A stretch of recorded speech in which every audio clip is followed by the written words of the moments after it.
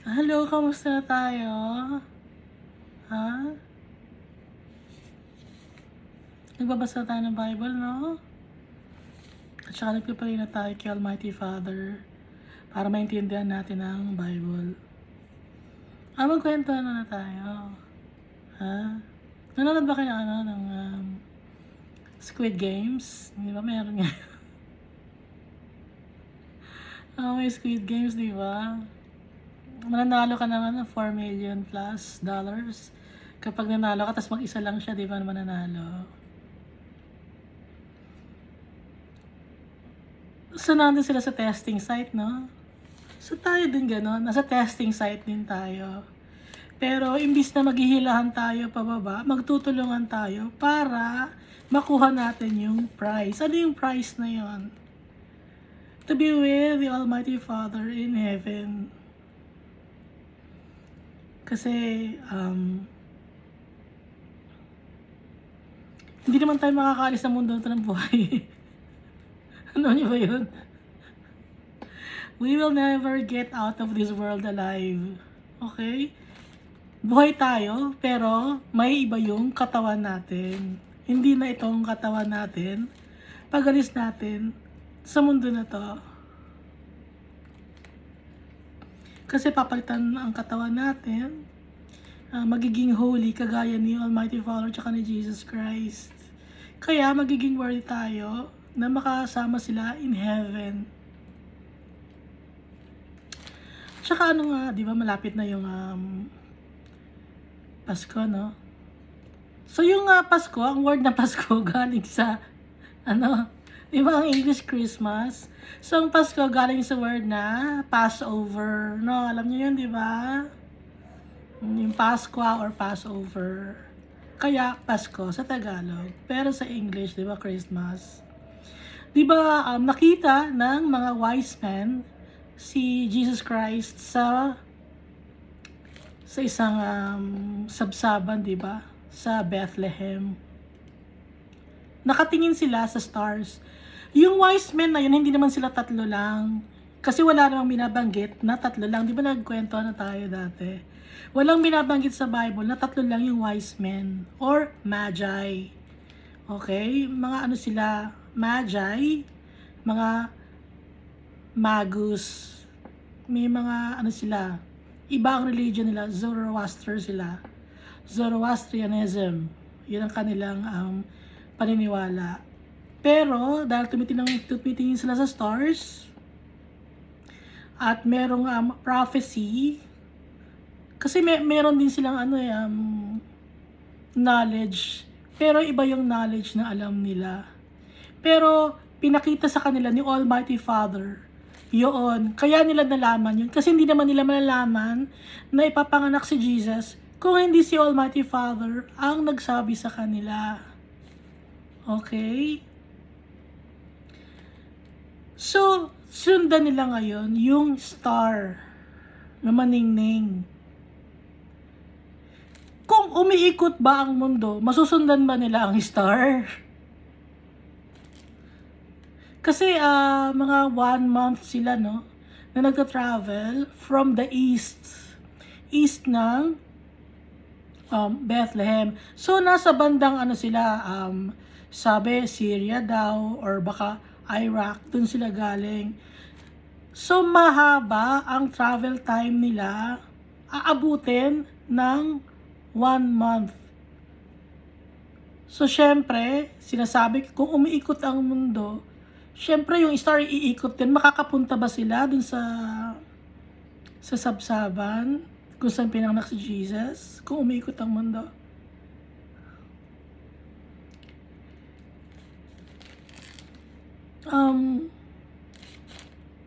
Gusto ko lang pag-isipan natin na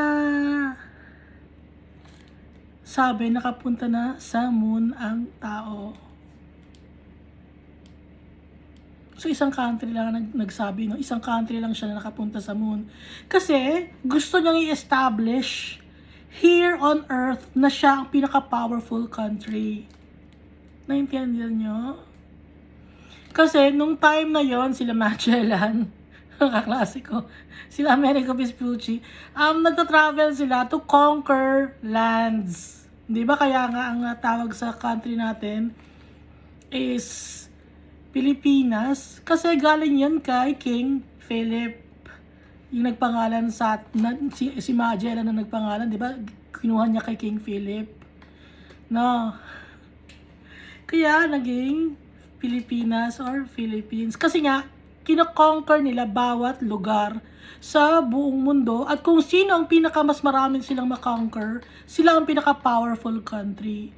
Ngayon, yung powerful country ngayon, alam nyo na, di ba, kung ano yung powerful country?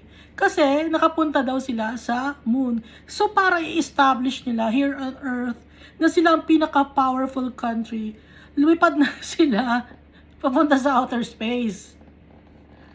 Na ngayon, pati yung isang country na malaki, na marami silang population, nakapunta na rin daw sila sa moon.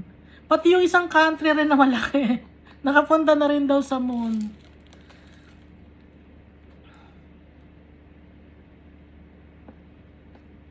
Pero,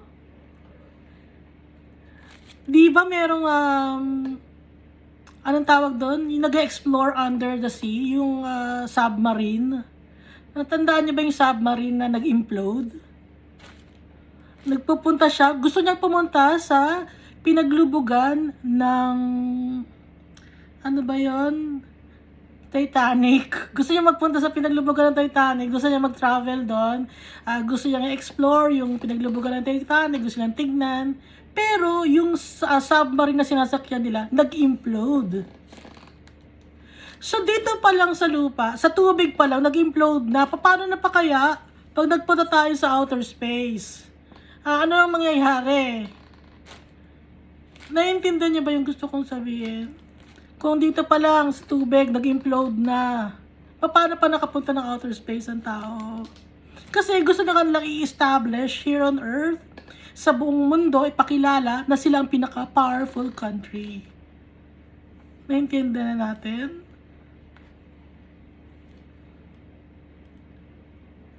So, ang kasinungalingan, dadagdagan ng kasinungalingan, dumami ng dumami. So, up to now, sila pa rin ang pinaka-powerful country. Okay? At saka, kaya rin nagkaroon ng mga kings and queens. Napunta tayo doon. Kaya nagkaroon ng mga kings and queens. Noong dati naman, wala namang mga kings and queens, no? Yung mga empire, wala namang ganon. Di ba si Abraham, may mga nakipag-away sa kanya, kinidnap si Lot. So, nakipag-away siya, may plunder siya, dala-dala. So, dumami ngayon yung kanyang mga ari-arian, itong si Abraham. So, ganun din ang nangyari sa mga tao sa ibang bansa. Kaya sila nagkaroon ng kings and queens, kasi nakikipaglaban sila ngayon sa ibang mga lahi. So, pag nakikipaglaban sila sa ibang lahi, kinukuha na yung plunder, yumayaman sila, at saka nagkakaroon sila ng leader. Tapos, yung mga tao, pinipilit nila na magbigay ng tax. So, kaya lumalago ngayon isang empire, nagkakaroon ng kings and queens. Dati naman, wala namang ganon. Naiintindihan na natin ano yung basic ng mundo na to, na swapang talaga.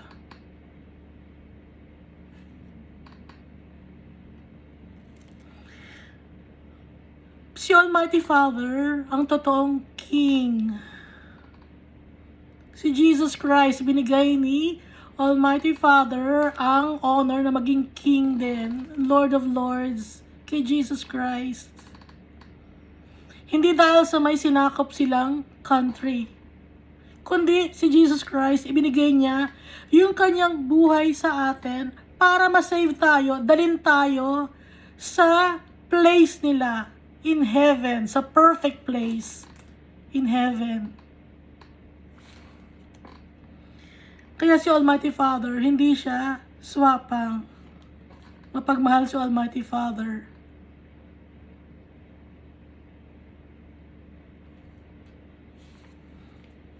Naintindihan na natin, ano? So, ang swapang talaga ay tao. Natural na swapang ang tao. Noon pa man.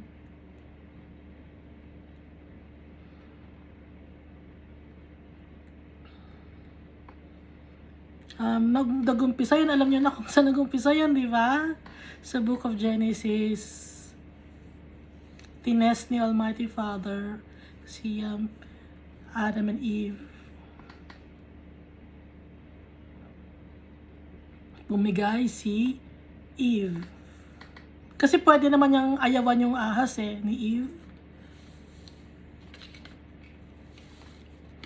Pero naghangad siya. Kaya ganito nangyari sa atin.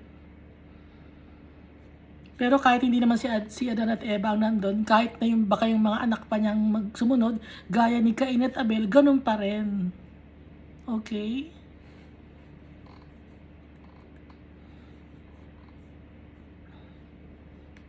Ang layo ng nilaktaw natin. Inikot ng mundo. Hindi ko makausap ang nanay ko ng ganyan. Ayaw niya makipag-usap. Mas gusto ng nanay ko na magnood na lang dito sa YouTube. Gusto niya akong panoodin. Pero pag kausap niya sa phone, ayaw niya. Kasi sumasakit ang ulo niya sa akin. I-block ko kaya yung nanay ko dito sa YouTube. Wala nang manonood pag plinak ko. Kasi nanay ko lang nanonood. Ko na nanonood.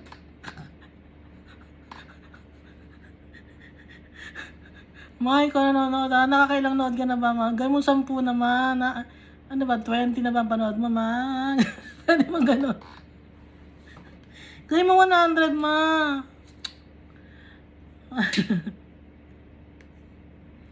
Pero kahit walang manood nito, i-dedicate ko to kay Almighty Father. Ibinibigay ko sa Kanya to. Hindi ko kailangan ng fame. Ginagawa ko to kay Almighty Father. Wala nang iba. Dedicate ko to sa tatay ko.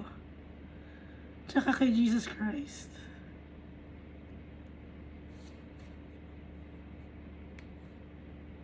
Balik na tayo sa Hebrews. Tapos na tayo kasi sa Hebrews chapter 11. Yun yung tungkol sa faith. Napakalaki ng faith ni isa lang natin muna, no? Banggit natin si Noah. Imagine, hindi niya nakikita si Almighty Father. Nagkaroon lang siya ng dream, nagkaroon lang siya ng vision, nagpe-pray siya. Tapos makikita ng mga tao, matanda na kasi si Noah nung time na yun na pinapagawa siya ng ark ni Almighty Father. Siyempre, nagpuputol sila ng puno, gano'n. Siguro tataka yung mga tao, ang tanda-tanda na nito, nagpuputol pa ng mga puno, nababaliw na to, gano'n, no? Gano'n ang tingin siyempre sa kanya ng mga tao. Pinagtatawanan siya, kinukutya siya. Malay natin, pati yung mga anak niya, kinukutya rin siya. Tay, ba't mo kami pinapagawa ng ganito? Ano bang trip mo? No? Buti na lang, nagtiwala si Noah kay Almighty Father. Imagine, magkakaroon ng baha na malulunod lahat ng tao, pati mga animals. Tapos, hakutin mo lahat ng mga animals by 2, babae at lalaki na animals. Ang hirap nun, yung mga habol ka ng leon. Pero, I believe na tinulungan din ni Almighty Father si Noah sa paghahabol ng mga animals, di ba? Na para hindi sila kagatin or para maging tame yung mga animals ng panahon na yun. Para nga, ma-preserve at makita natin yung mga animals ngayon.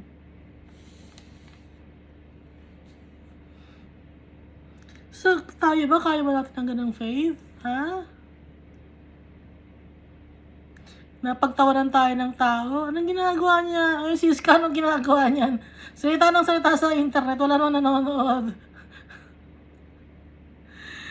Kaya, okay lang sa akin kung walang nanonood. Kasi dinedicate ko to kay Almighty Father. Kasi kung ibang mga tao nga, nung unang panahon, gano'n ang ginagawa. No?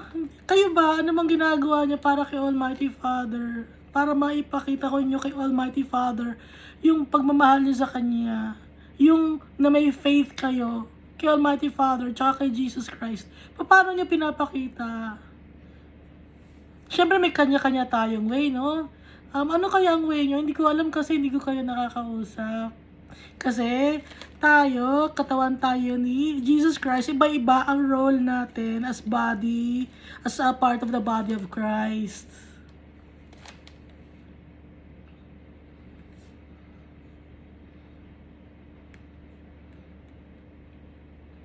Dito na tayo sa Hebrews chapter 12.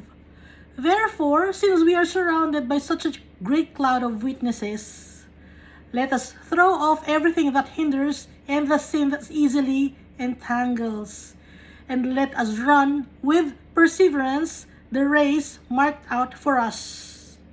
Sabi ni Paul, marami ng mga witnesses. Surrounded tayo, ang dami ng mga taong may faith, binanggit nga niya.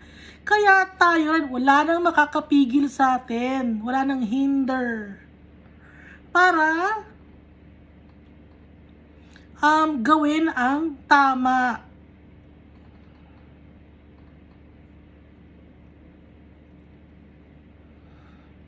Na dapat hindi tayo magkaroon ng kasalanan. Kasi yung kasalanan na yun ang nagpapahinto sa atin para magkaroon ng faith kay Almighty Father. Kaya dapat iwaksinan natin yung kasalanan, itigilan natin na magkasala tayo. Dahil alam naman natin kung ano yung mga kasalanan, di ba? Napag-usapan na natin. Hindi tayo dapat mag-give up. May mga times na nadadapa tayo, pero tatawag lang tayo kay Almighty Father. Tayo agad tayo, magpakumbaba kay Almighty Father. Let us run with perseverance the race marked out for us.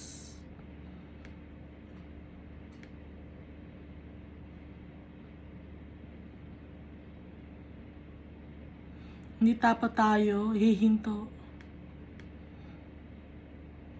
Fixing our eyes on Jesus, the pioneer and perfecter of faith. Yung mata natin, lagi nating ituon kay Jesus Christ. Kasi, siya yung pioneer. Siya yung nanguna. Siya yung nagbigay ng hope sa atin para makasama sila ni Almighty Father sa langit. Magkaroon tayo ng faith sa kay Jesus Christ.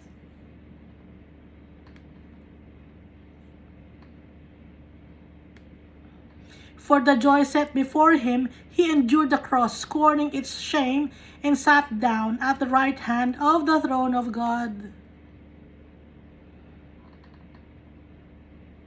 Nagsuffer siya sa cross. Tiniis niya yung pagpapahiya sa kanya. Paano ba pinahiya si Jesus Christ? Sinampal siya, di ba? Hindi natin alam, baka dinuraan pa siya, sinuntok siya, pero hinubaran siya, di ba? Yung damit niya, isinugal pa. Tapos habang nakapako siya sa cross,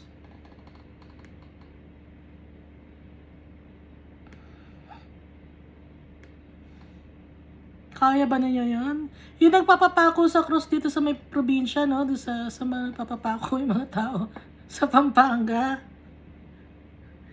Pako lang yun, hindi naman sila hindi naman sila sinampal, hindi naman sila angga-anggang lang.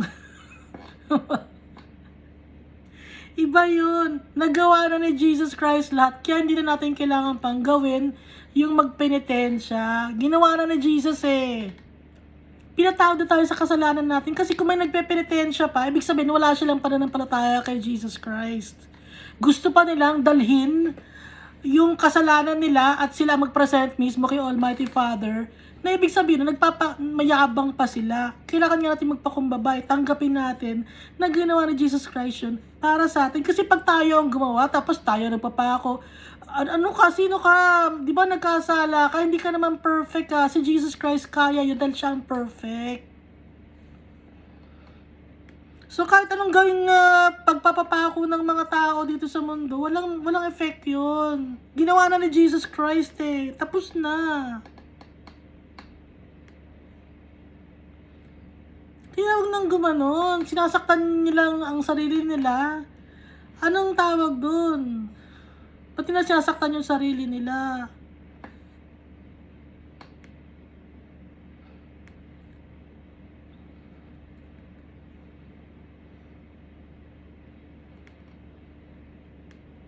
Consider him who endured such opposition from sinners, so that you will not grow weary and lose heart. Lagi nating isipin si Jesus Christ na patient siya sa atin. Na kahit na ginawan siya ng kasamaan ng mga tao,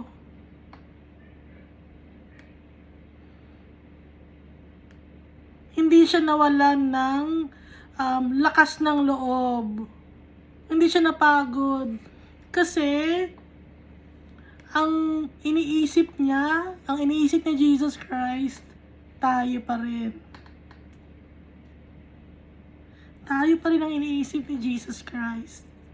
Tayo pa rin ang iniisip ni Almighty Father.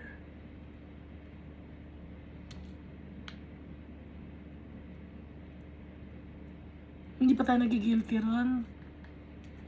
Tayo pa rin ang iniisip niya. Kantaan lang tayo, anong iniisip natin? Puro mga kalokohan sa buhay. Pero si Jesus Christ, si Almighty Father, tayo pa rin ang iniisip nila. Kahit nasaktan na si Jesus Christ, kahit yung tatay niya, yung anak niya, binigay niya sa atin, nasasaktan si Almighty Father, noon ibinigay niya yung anak niya sa atin para maging sacrifice. Para lang masave tayo. Para maging sample. Para ipakita sa atin na may everlasting life. Para ipakita sa atin na may heaven. Para ipakita sa atin na makakasama natin sila sa langit, susundin lang natin yung ginawa ni Jesus Christ na, anong ginawa ba ni Jesus Christ? Nag-trust siya kay Almighty Father. So tayo rin, magkakaroon din tayo ng trust kay Almighty Father, magkakaroon tayo ng faith sa kanila. At si Jesus Christ ang mediator natin. Wala nang iba. In your struggle against sin, you have not yet resisted to the point of shedding your blood.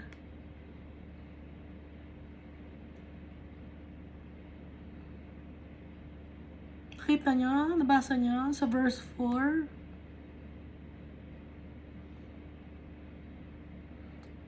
Kahit nag-i-struggle tayo sa kasalanan, hindi pa rin tayo dumating sa punto na nagbigay tayo ng sarili nating dugo. Or mamatay tayo.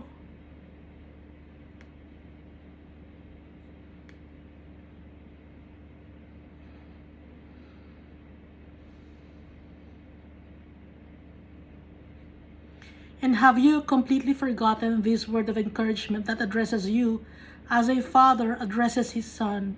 It says, so si Almighty Father, nagbigay siya rito ng words para sa atin, in-address niya para sa atin to.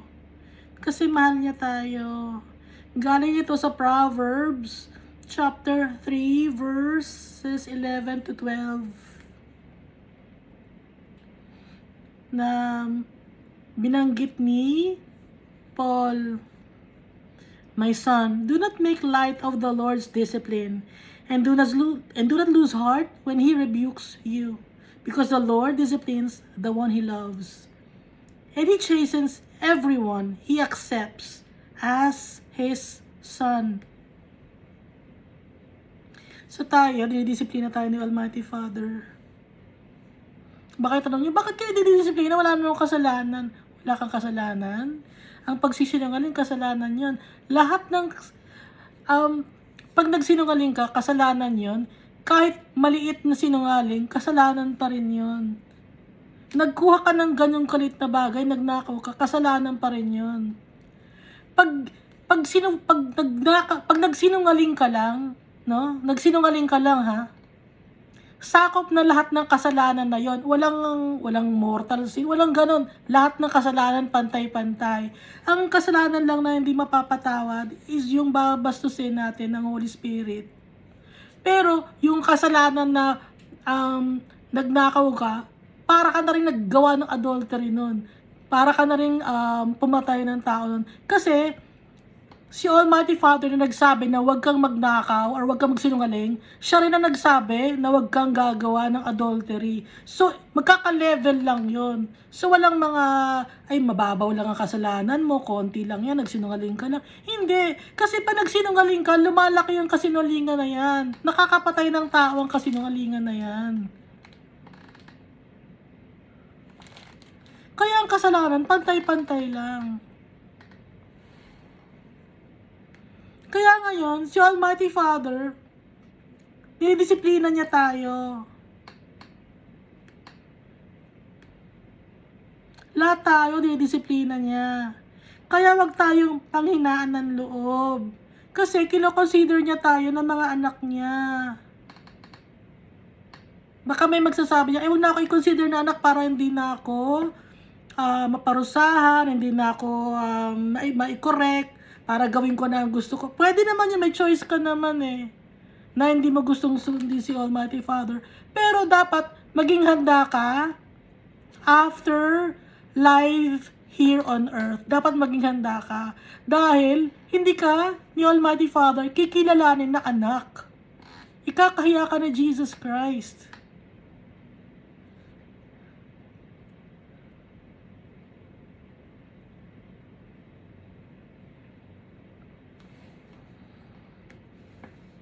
Kaya kung gusto mo kay Jesus Christ, kay Almighty Father, sundin natin sila. At yung mga disiplina ni Almighty Father, tanggapin natin para matuto tayo, para maging perfect tayo, gaya ni Jesus Christ. Na maging worthy tayo makasama si Jesus Christ in heaven. Dahil hindi lang ito ang buhay sa mundo, may buhay pa. After the life here on earth, meron.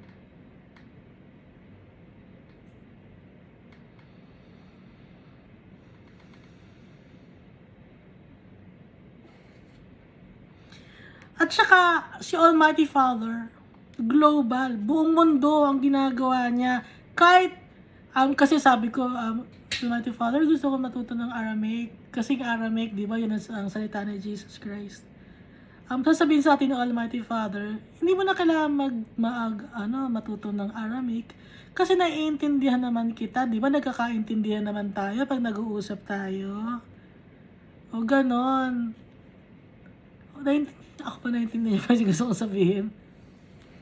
Kaya si Almighty Father, buong mundo niya, kinakausap ang mga tao sa buong mundo. Halimbawa, di ba may mga Christian sa Iraq na meron na.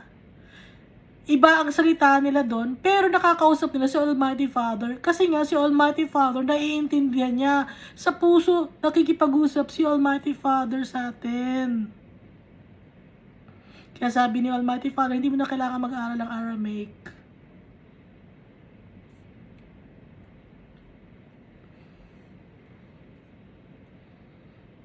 Kasi gusto ko yung salita ni Jesus Christ. Hindi na kailangan yan. Kasi sa heaven, iba ang salita doon. Okay? Iba ang salita sa heaven. At kahit ngayon, iba-iba ang language natin. Pagdating sa heaven, iisa ang salita natin. Nagkakaintindihan tayo in heaven.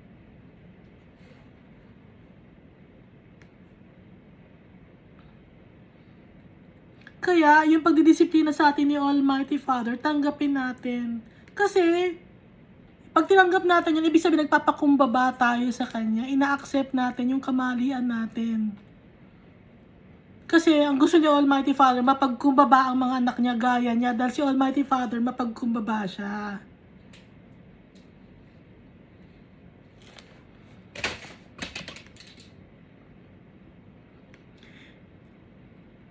Ituloy natin verse 7. Endure hardship as discipline. God is treating you as His children, for what children are not disciplined by their father?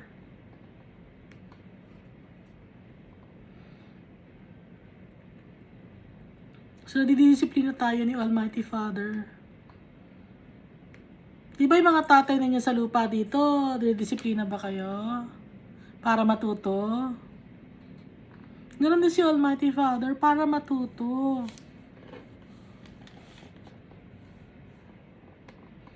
Kasi, ibig sabihin nun, totoong anak tayo. True sons and daughters. Totoong anak tayo ni Almighty Father. Kasi kung wala siyang pakialam sa atin, ano, di ba, minsan wala kayong pakialam, ay may batang magulo makulit. Ay, huwag natin pakialaman, di naman natin anak yan. Di ba gano'n yan? Hayaan mo siyang, masira, yung mahulog dyan. Di ko naman anak yan, hayaan mo na. Di ba gano'n yung mga tao, ha? O, sabihin nyo hindi. May mga gano'n.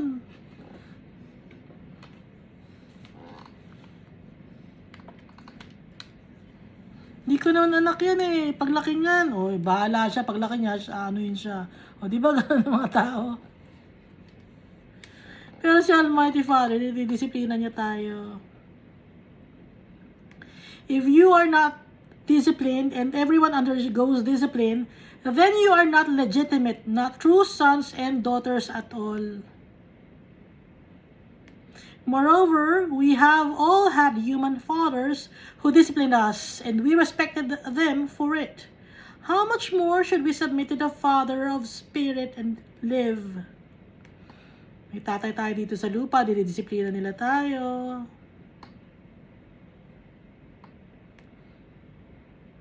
So, ganoon din si Almighty Father.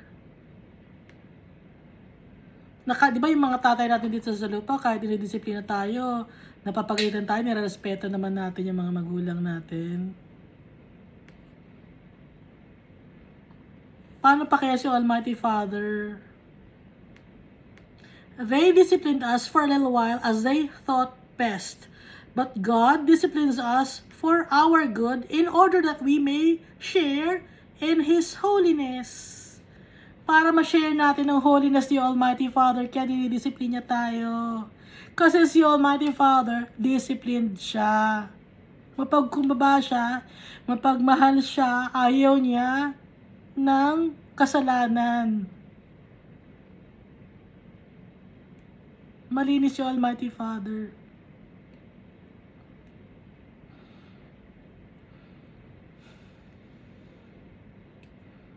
Kaya nga 'di ba yung impyerno may fire doon.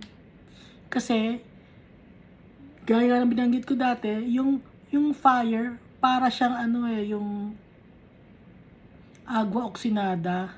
Tapos yung kasalanan, yun yung mga bakterya, okay? Hindi mamatay-matay yung kasalanan sa impyerno. Kahit lagyan mo ng agua oxinada or alcohol, hindi mamatay-matay. Parang nasasaktan lang yung mga bakterya. Ganon yung fire, okay? Kaya yung fire, hindi siya masama.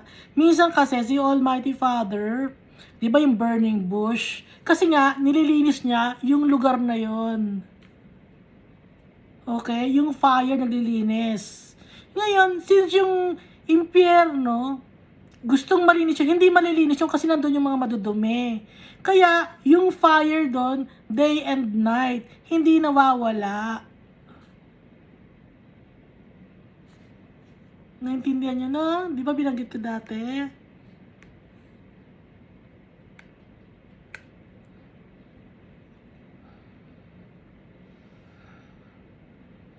No discipline seems pleasant at the time, but painful later on. However, it produces a harvest of righteousness and peace for those who have been trained by it. So, yung mga na-train na to, yung mga natuto na, nagiging maayos na tao. Kaya dapat matuto tayo. Pag tinatrain tayo ni Almighty Father, dinidisiplina tayo.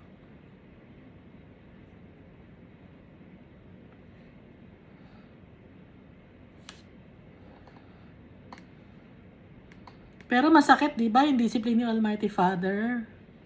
Alam ko rin yung masakit na discipline ni Almighty Father kasi ako rin nilidiscipline din niya ako. Nasasaktan din ako.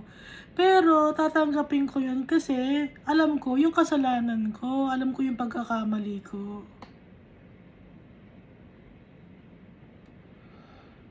At kahit dinidiscipline niya ako, mahal ko pa rin siya. Kasi nirespeto ko siya. Ganon yung dapat na itrato natin kay Almighty Father. Di ba yung ginto? Para maging ginto siya na pure. Kasi di ba kunento ko na dati, yung ginto kasi may halong ibang metals yon at may halo ring mga buhangin, may halong mga bato. So, ang daming process nun, ginigiling yon, nilalagyan ng mercury, ano pa bang, anong powder ba yon na nilalagay doon para, mercury, tas may powder pa na nilalagay eh. Kung ano ng mga chemical ang nilalagay doon, para lumabas yung ginto. Ganun tayo. Kung ano-ano ang mga hardships, and trials sa dinadaanan natin para lumabas yung tunay na kinang natin. Pag nilidisiplina tayo ni Almighty Father, magiging perfect na tayo, magiging 24 karat gold na tayo. Magiging worthy na tayo na maging kasama ni Jesus Christ siya ni Almighty Father in heaven.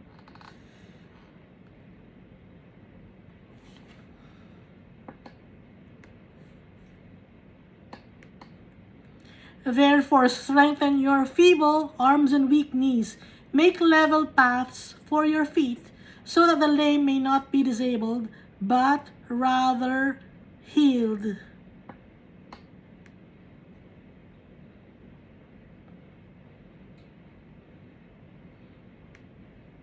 Kaya darating ang panahon na masakit yung mga punishment na yun, ano?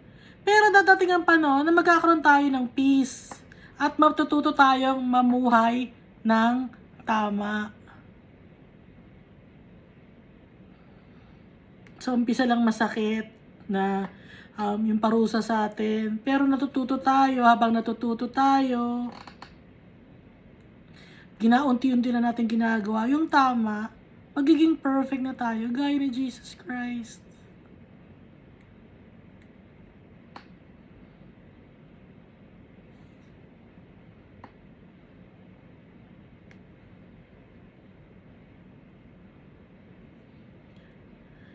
Naging mahina tayo dahil sa kasalanan, di ba? Pero mapapalakas ulit tayo sa tulong ni Almighty Father. Kaya dapat lakasan natin ang loob natin. At yung kalakasan na yon, yung courage na yon, galing kay Almighty Father. Kasi lahat ng mga good things, good traits, galing kay Almighty Father. Sa Kanya natin lahat kukunin yon. Wala tayong ibang pagkukunan eh. Kasi makasalanan tayo. Yung kapitbahay natin, makasalanan. Yung magulang natin, makasalanan. Mga kamag-anak natin, mga kaibigan. Wala tayong pagkukunan ng kabutihan. Si Almighty Father lang ang kailangan natin. Siya ang pagkukuhanan natin ng kabutihan.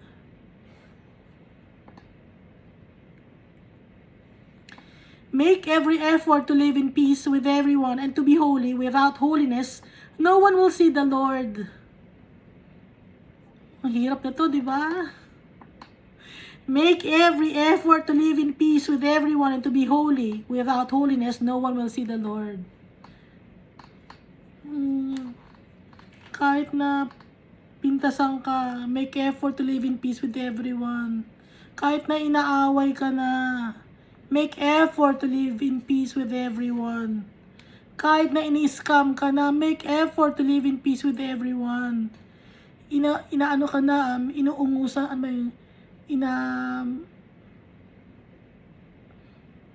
minamaltrato ka na, make every effort to live in peace with everyone, to be holy. Kasi, hindi natin makikita si Almighty Father kung hindi tayo holy. Kasi si Jesus Christ, diba, Inaltrato siya. Inabandon siya. Lahat na lang ginawa kay Jesus Christ. Pero, he was peaceful when the people were hurting him. Para lang siyang lamb na pinaparusahan na nananahimik lang. Wala siyang salita. Ganun dapat tayo. Tayo madaldal, di ba? Nako, kailangan ano ko to sabihan ko ng masama to saktan ko to. Hindi ganon. Kundi maging live in peace with everyone. Kasalanan ko to, ako din to. Masama kasi akong tao, kailangan ko to, kaya nilidisiplin din ako ni Almighty Father, tinuturo niya sa akin to, make every effort to live in peace with everyone. Ninanakawan ka na, make every effort to live peace with everyone. Ang hirap, di ba? Training sa atin ni Almighty Father yon. Naninakawan ka, training yon para maging patient tayo. Naitrato yung tao kahit na sinaktan ka, hindi ka gaganti. Training ni Almighty Father yon.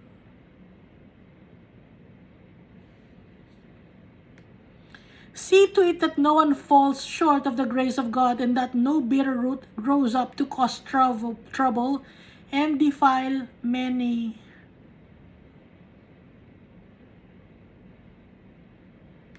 Huwag tayo maging bitter or magkaroon ng galit sa puso natin. Kasi yung galit na yun, nagkakaugat yun. Pag nagkaugat yun, makikita sa gawa natin, lalabas sa bibig natin. Hindi na galing kay Almighty Father yon, yung galit na yon na namuo sa dibdib natin, yung hatred. Kaya kung may hatred tayo, tanggalin na natin.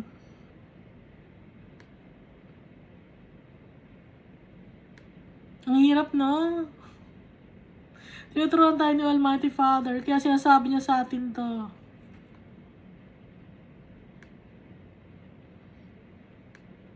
See that no one is sexually immoral or is godless like Esau, who for a single meal sold his inheritance rights as the oldest son. Huwag tayong sexually immoral. Yung maraming asawa. Ayaw ni Almighty Father nun. Kasi dumudumi tayo. Marami kang pinapatulan. Babae at lalaki, pinapatulan mo. Bata at matanda, pedophile ka, pinapatulan mo. Ayaw ni Almighty Father nun. Hindi mo lang sarili mo ang sinisira mo rin ng ibang tao. Naglalaganap ka ng kaguluhan. Nasisira ang pamilya mo. Natututo yung mga anak mo na pwede palang gawin yung ganun din ang gagawin ko. Kaya ayaw ni Almighty Father nun. Nanganganak ang kasalanan. Nakakahawa.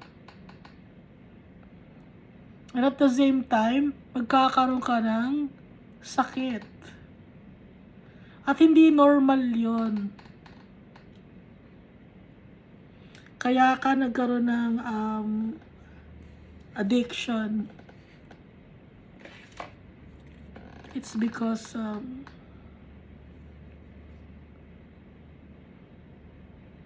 demon possession. Kailangan na matanggal ka sa pagkakadikit ng demon possession sa'yo. Kailangan i-offer mo kay Almighty Father yung sarili mo. Kasi may mga Christian na gano'n, alam niyo ba yun? Sinasabi nilang Christian sila, pero ang dami nilang pinapatulan, hindi namimili, kahit sino na lang, basta lang makagain ng mga pera, ganon, basta lang makagain ng acceptance, makagain ng pagmamahal, makakuha ng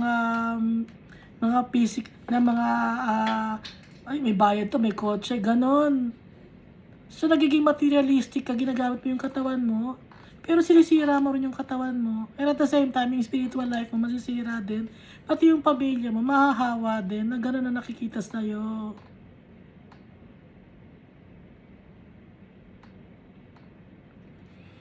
Kaya nagkakaroon ng mga tao, nasira ang buhay.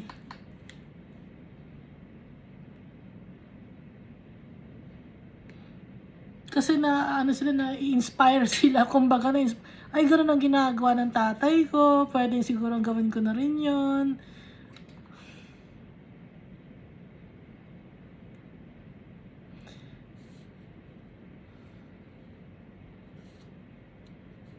Yung gano'n, na dating mga pangyayari na sexual immorality, kailangan ito ng prayer and fasting. Kasi demon possession na to.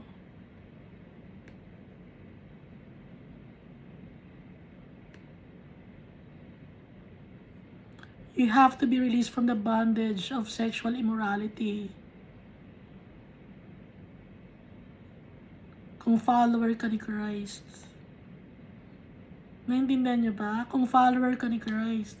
Kasi may mga tao na gumagawa to pero hindi sila follower ni Christ. Hindi natin sila i-judge. Ang sinasabi dito, mga followers to ni Christ. Kaya pagsasabihan natin. Ngayon, kaya naman nabanggit si Esau dito. Na godless si Esau. Kasi para lang sa pagkain, ibinenta niya yung kanyang pagkapanganay. Napakababaw ni Esau. Para lang makakain kung ano-ano. May punto si Almighty Father. Para ka lang makakain, ibebenta mo lang, alam mo, isang bagay na meron ka na importante, para ka lang makakain, ibebenta mo yon. Wala ka bang integrity? Wala ka bang dignidad? Malalim yun, pero para lang sa pagkain, yun lang ipinagpalit mo. Paano na? No? Paano na kung gusto mo lang makakain, i-deny mo si Jesus Christ para lang makakain ka? Ganon yun eh. Gatong sinasabi kay Esau, para ka lang makakain, para ka lang gain ng fame and fortune here on earth. I-deny mo ngayon si Jesus Christ? Para ka lang yumaman sa mundo na to?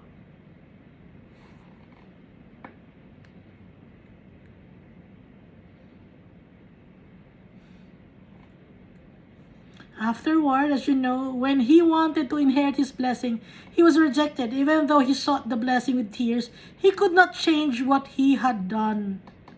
Hindi na maikuha ni Esau yung kanyang birthright kasi ipinamigay na niya. Ibinenta na niya. Paano na to? Ibinenta na niya parang ibinenta mo na yung kaluluwa mo sa demonyo na nandun ka na nakatali ka na. Paano na yun?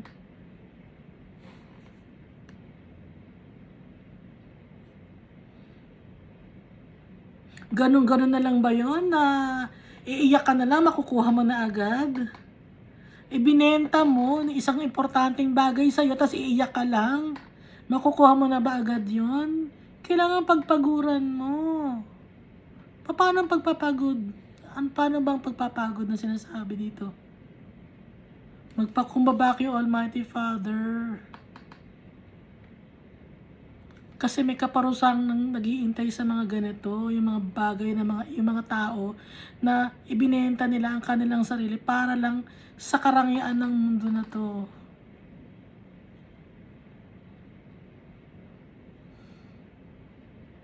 It's idolatry also. Parang sinamba mo yung pagkain para ka lang makakain. Sinamba mo yung kotse para ka lang magkaroon ng magandang kotse. Sinamba mo yung bahay na mansyon para ka lang magkaroon ng magandang mansyon dito sa lupa na nabubulok naman.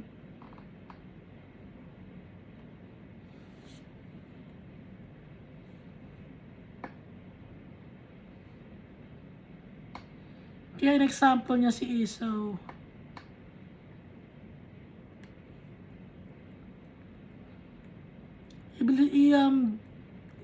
Sa verse 18, you have not come to a mountain that can be touched and that is burning with fire, to darkness, gloom, and storm.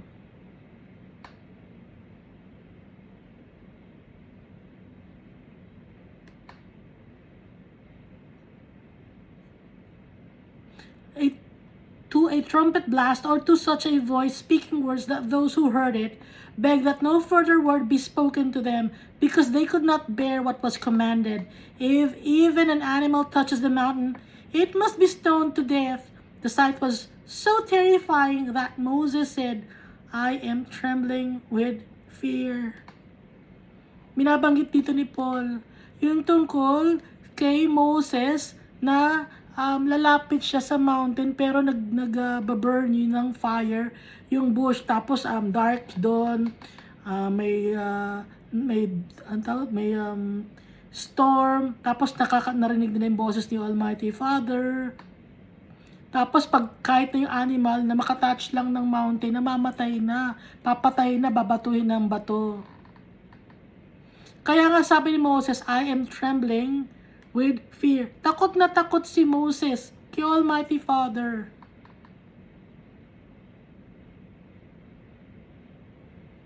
Kahit yung mga Israelites, ayaw nilang marinig ang boses. Kasi natatakot sila. Dahil salita pa lang ni Moses, salita pa lang ni Almighty Father.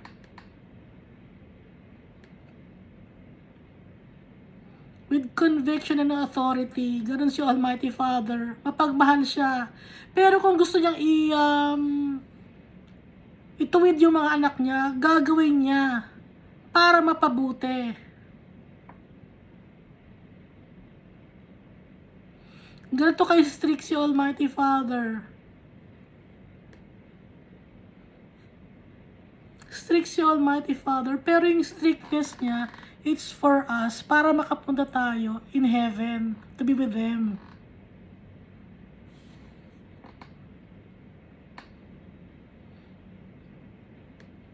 Kaya nga, pinababa niya si Jesus Christ dito sa lupa.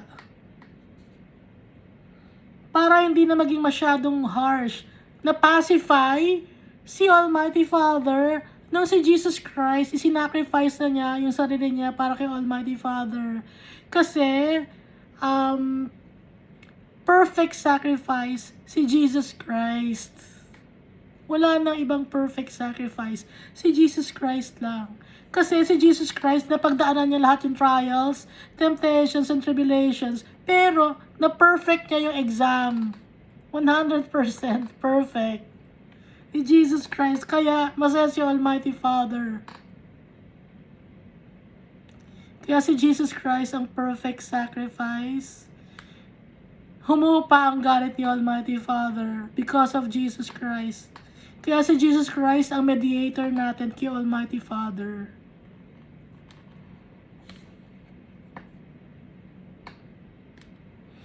But you have come to Mount Zion, to the city of the living God, the heavenly Jerusalem. You have come to thousands upon thousands of angels in joyful assembly, and to the church of the firstborn, whose name are written in heaven.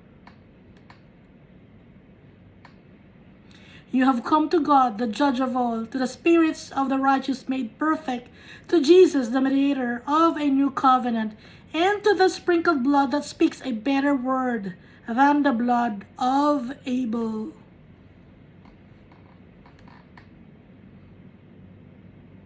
City of the living God, yung Mount Zion, heavenly Jerusalem.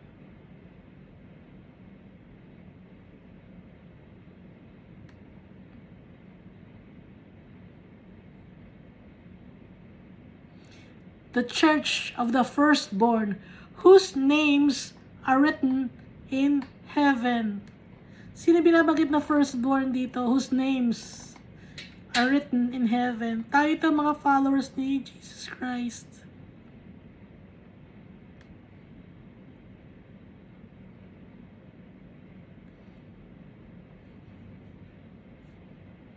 You have come to God, the judge of all, to the spirits of the righteous made perfect, to Jesus, the mediator of a new covenant, and to the sprinkled blood that speaks a better word than the blood of Abel. Kasi diba, nung pinatay ni Cain si Abel, sumisigaw yung blood ni Abel.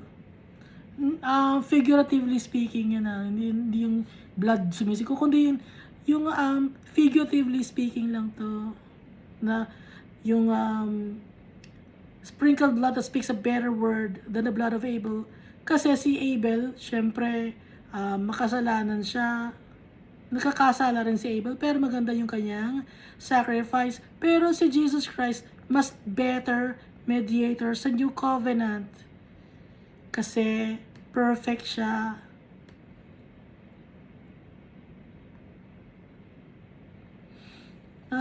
Naririnig niyo siguro lagi kong binabanggit si Jesus Christ at si Almighty Father. Kasi sila ang bida sa buhay natin. Wala tayong ibang tatawagin na kung sino-sino mga taong namatay na. Dahil yung mga taong namatay na, nagkasala sila.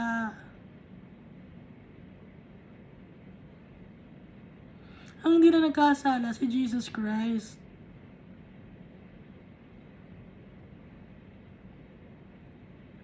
So, walang mediator, no? Sinabi ko na sa inyo, diba? Baka sabihin niya si Paul, mediator siya ni Jesus. Para makalapit tayo kay Jesus, tatawag tayo kay Paul. Para tatawag siya kay Jesus. Para si Jesus tatawag kay Almighty Father. Ano yung relay ng message? Walang ganon. May tawag sa ganong games? Hindi ganon yun. Kaya natin lumapit kay Jesus Christ, tayo mismo.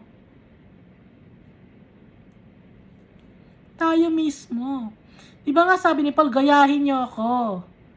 Hindi naman sinabi ni Paul na sundan niyo ako, ganito ang gagawin ko, tapos ako ang sambahin ninyo. Walang ganun sinabi si Paul. Walang ganun sinabi si Peter.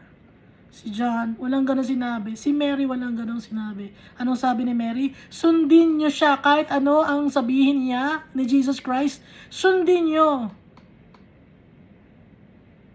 So, ang ginawa ni Mary dun, relinquish na niya lahat ng authority niya. Si Jesus Christ lahat, yun ang gusto niyang sabihin. Kaya hindi natin pwedeng tawagin si Mary surrogate mother. Si Mary. Nakuha lang natin, di ba merong, nakuha lang natin sa goddess of Egypt yon, sa Roman Empire, at saka sa Greek mythology, yon, si Semiramis, saka yung anak niya, si Nimrod na asawa niya, na nabuntis daw siya, naging anak niya ngayon sa Nimrod, anong pinangalan niya? Yun, kaya merong picture na babae na may hawak-hawak na baby, di ba? Si Semiramis yun. Kasi si Jesus Christ, wala naman siyang picture na ganun eh.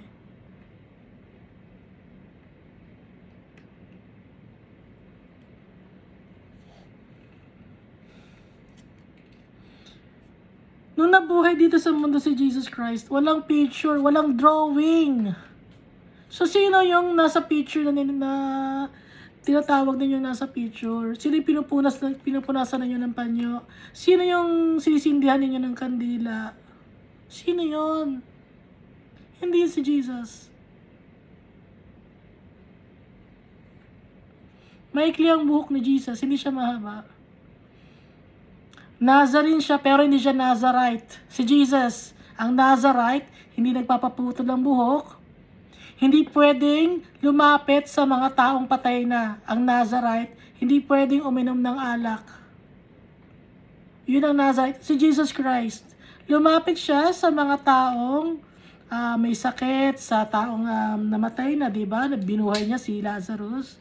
Tapos, di ba, pag may mga disciples or yung di ba yung kanilang meal na this is my blood tsaka this is my wine, o wine yun, di ba? So hindi mahaba ang buhok ni Jesus Christ, maikli ang buhok ni Jesus Christ. Hindi siya Nazarite. Iba ang Nazarite, si Nazarene. Kasi kaya sinawag yung Nazarene si Jesus Christ kasi from Nazareth, pero hindi siya Nazarite.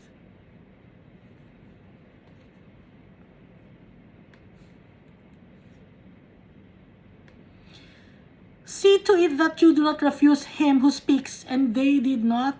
If they did not escape when they refused him who warned them on earth, how much less will we if we turn away from him who warns us from heaven.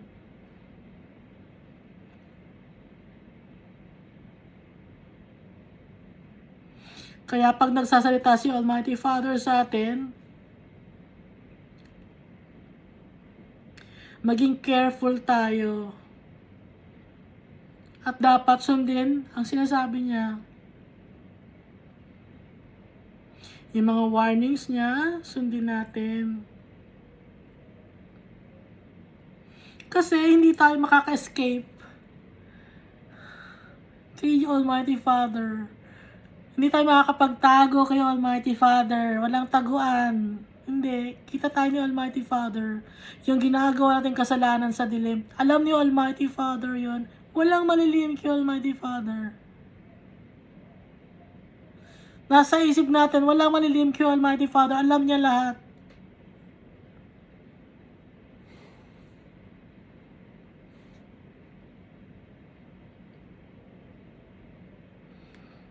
Natin, at that time, his voice shook the earth, but now he has promised once more, I will shake not only the earth, but also the heavens. Sabi ni Almighty Father. Kung noon, niyanig niya ang mundo. Pero ngayon, nag-promise siya, hindi lang ang mundo ang yayanagin niya, kundi pati ang heaven.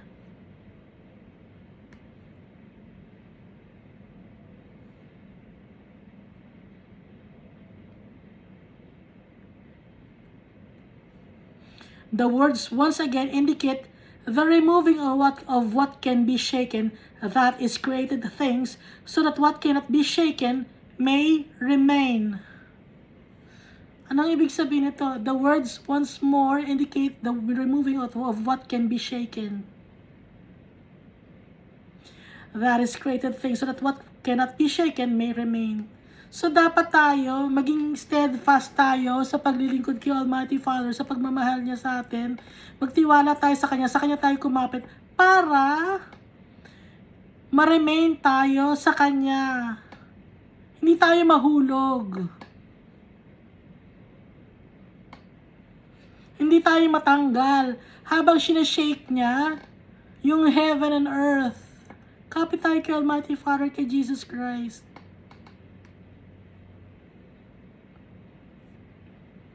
Darating ang panahon na shake niya ang heaven and earth sa Book of Revelation, di ba? Kaya dapat, we should remain with the Almighty Father.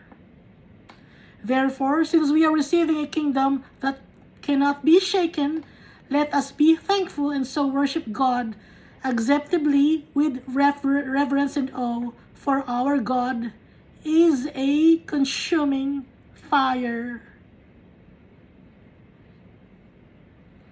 Our God is a consuming fire. Magpasalamat tayo kay Almighty Father, sambahin natin siya, irespeto natin siya,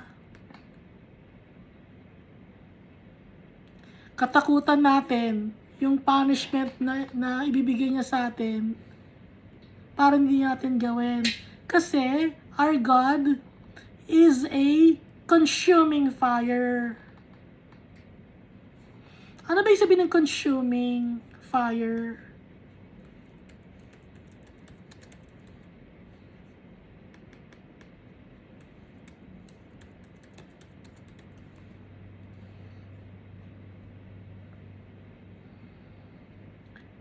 Si Almighty Father, yung ibig sabihin ng consuming fire, sinusunog niya yung mga bagay na madudumi.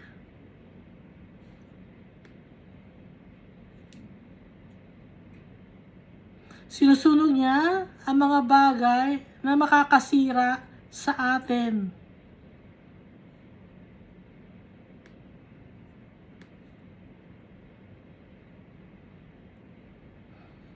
Mababasa rin ito sa Deuteronomy 4:24. Moses declared, "For the Lord your God is a consuming fire, a jealous God."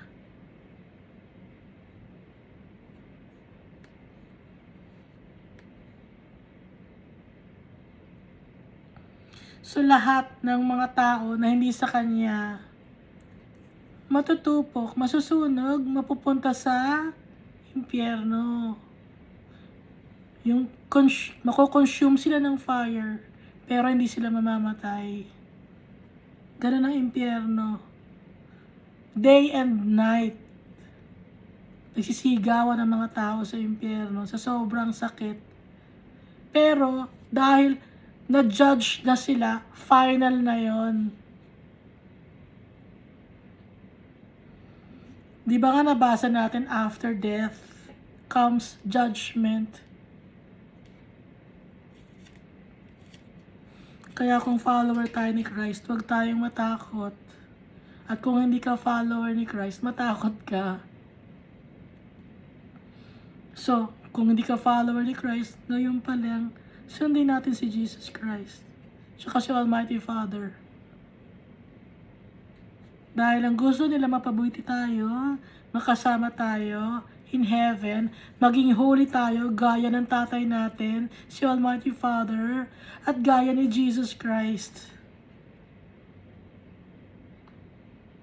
Mahal na mahal nila tayo. Gusto nila tayong laging mapabuti.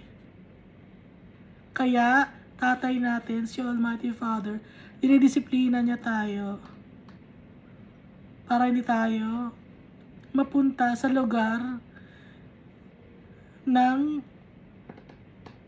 mga demonyo. Diretso ko ang salita kasi baka hindi nyo naiintindihan para mas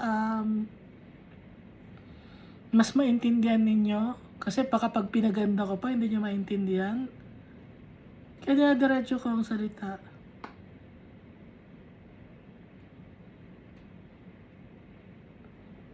Kasi iba sinusugarcoat pa yung words. Huwag natin pagandahin kasi hindi maganda yung lugar na yon.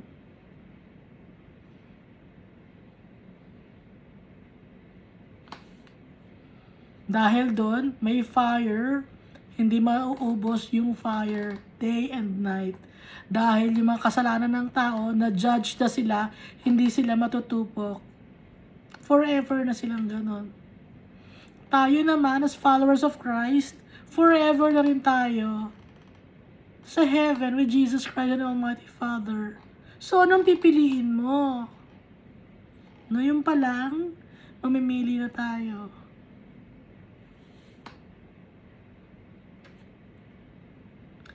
Maraming salamat sa pakikinig. 1 hour din tayo.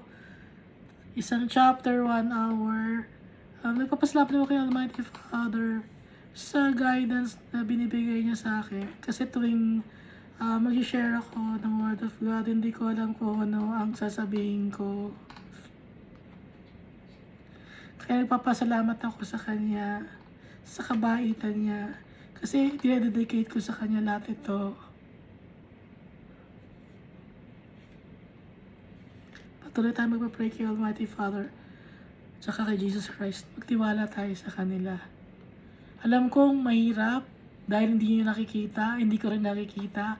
Pero by faith, gaya ni Abraham, Isaac, Jacob, gaya ng mga taong nauna na sa atin, gaya nila Daniel, si David, si Samuel, maraming tao sa Bible, nagtiwala kay Almighty Father. Si Paul, yung mga disciples, hindi ko alam kung nakita ni Titus, si Jesus Christ. Ginagawa nila ang lahat para sa atin.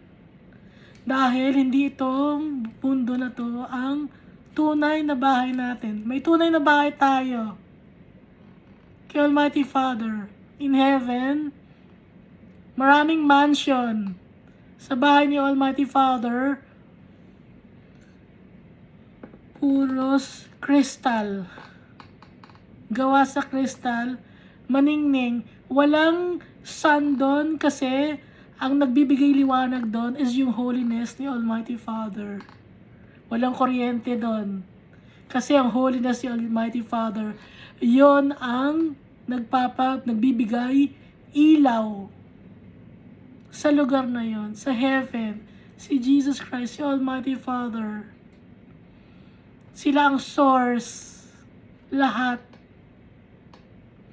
Powerful ang tatay natin. Huwag natin kalimutan yun. Kaya huwag tayong papayag na maliit lang ang ibigay sa atin na gaya ng ginawa ni Esau para lang makakain, ipinagpalit niya ang kanyang karapatan. Huwag natin ibigay ang karapatan natin sa demonyo. Kasi maliit lang ang bibigay nung bayad. Ibigay natin kay Almighty Father lahat. Lahat-lahat sa atin. Thank you, and God loves us all so much.